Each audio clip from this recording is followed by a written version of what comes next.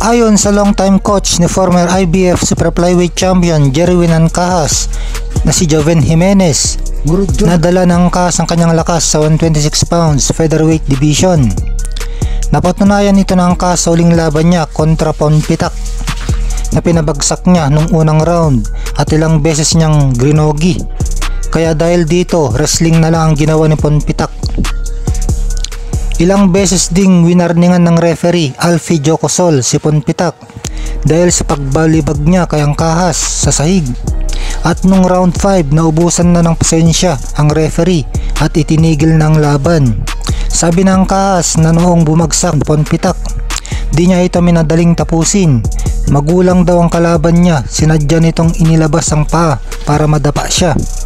Kaya ayaw daw makipagbanatan ng malapitan sa Ancajas dahil sa maduming taktika ni Ponpitak. Workout daw ang gusto ni Ancajas kaya hindi niya gusto agad na tapusin ang kalaban niya. Mas veterano si Ponpitak, edad 36 years old, kaysa kay Ancajas. Sanay din dumayo sa laban.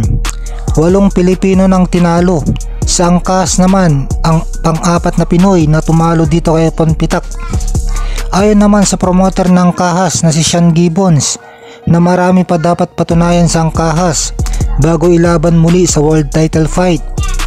Sunod na laban ng Ancajas ay ngayong Disyembre. Kailangan daw nitong maging 100% ang kondisyon at makuha ang 122 pounds na timbang. At kung kinakailangan na dalhin daw sa Amerika sa Ancajas para may handa, ay gagawin ni Gibbons ito.